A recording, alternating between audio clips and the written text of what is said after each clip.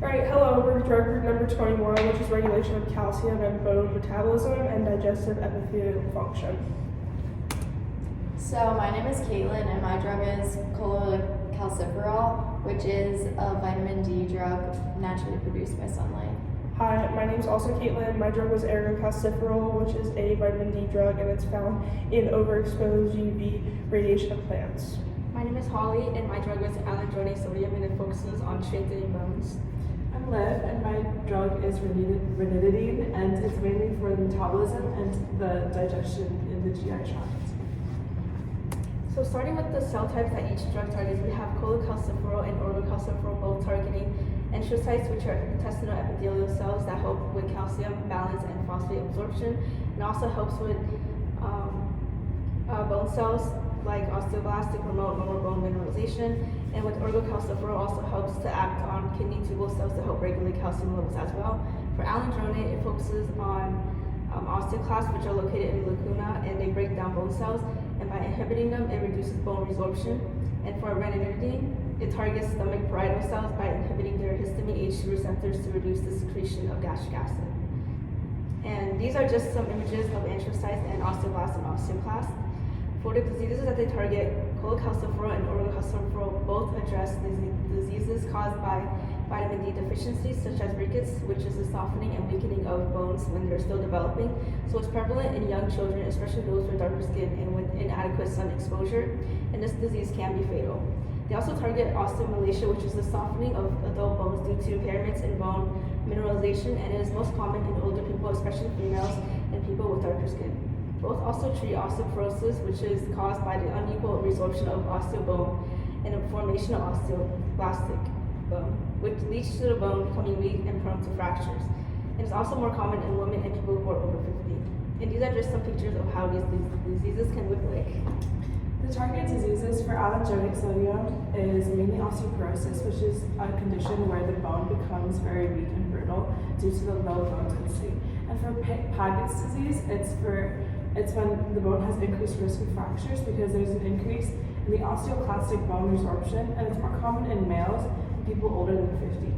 For ranitidine, it mainly treats conditions that are caused by excess stomach acid, mainly GERD, gastroesophageal reflux disease, where the broken anti-reflux barrier between the stomach and the esophagus breaks, and so the gastric acid from the stomach goes into the esophagus.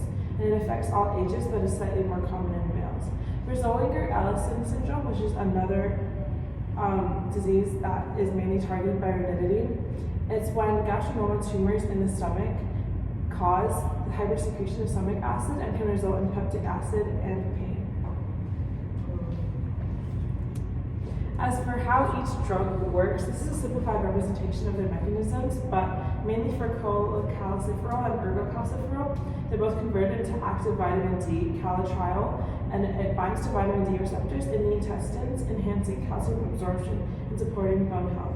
For alendronate sodium, it binds to the bone surfaces, inhibiting a protein in the mevalonic pathway of the osteoclast, which prevents the osteoclast from maintaining its structure and function, and thus rendering it not be able to resorb bone again. For ranitidine, it blocks the histamine and acts as a competitive inhibitor towards it, and it binds to H2 receptors in the stomach cells, which reduces gastric acid production. 3 of our 4 diseases mainly targets the skeletal system. For cholecalciferol and ergocalciferol, they both boost calcium and can regulate calcium absorption, which is their goal is to maintain and strengthen bone density. One of their side effects is bone pain, and also can have soft tissue calcification in very severe cases, and increased risk of fracture if there's an excess of calcium. For alendronate sodium, it inhibits osteoclasts, which break down bones, and so thus it increases bone density, promoting osteoblasts, which form more bones. And the side effect of it is severe bone or joint pain, risk of osteochronosis, which is when there's a lack of blood flow to the bone, and also esophagus irritation. For ranitidine, it's not meant to target the skeletal system, it's supposed to target the digestive system instead, but a side effect is that it can increase bone absorption and decrease bone formation, leading to lower bone density. Now we have our effects on the muscular system. So for cholecalciferol and ergocalciferol, they both strengthen muscles and keep the muscles healthy by increasing calcium availability, which helps prevent muscle weakness. And then for alendronate, it has many side effects on muscles like musculoskeletal pain and myalgia. In addition, it could cause irregular heartbeat and decrease contraction rates in the vascular system. Then for ranitidine, it can stimulate contracting of smooth muscles in the GI tract by inhibiting the enzyme that breaks down ACH. And some side effects of this drug could be muscle aches or myalgia. And then for the effects on the integumentary system, for cholecalciferol, it can be prescribed to help treat certain skin disorders like inflammation or impaired skin barrier function. And similar for ergocalciferol, it helps maintain the healthy skin through proper calcium regulation and preventing dryness, thinning, and impaired wound healing that's usually associated with vitamin D deficiency. And then for alendronate and ranitidine, they mainly cause side effects in the integumentary system, which include rashes, itchiness, hives, and swelling. But specifically for alendronate, it can cause hair loss and weaken skin barrier function. And for ranitidine, it can induce photosensitive eruption where the skin becomes more sensitive to sunlight. Alright, moving on to the effects of the nervous system. For cholecalciferol and ergocalciferol, it supports nervous system function by maintaining calcium ion gradients essential for neuron firing, neurotransmitter release, and glial cell stability. They help preserve action potential, speed, prevent hypocalcemia-induced nerve hyperexcitability, and support neuromuscular communication through proper calcium availability. For alendronate, does not directly target neurons or glia, but can influence nervous system homeostasis by lowering serum calcium in rare cases, leading to impaired ion gradients, tingling, or slowed nerve conduction, indirectly affecting neuromuscular interactions.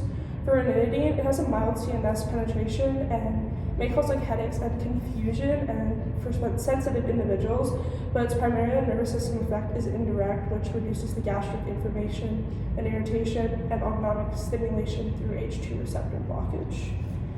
And then, in conclusion, we learned that although these drugs target issues like bone remodeling, calcium balance, and acid secretion, they still create system-wide effects across the skeletal, muscular, integumentary, and nervous systems. We were especially interested to see how far vitamin D's influence reaches, and that ranitidine was even withdrawn from the market because of MDMA contamination, which is a carcinogen. And then this project showed us how a single drug can impact multiple organs beyond its main purpose. And going into this week's semester, we're excited to learn more about the body and how it breaks down vitamins and nutrients through the digestive tract. Thank you.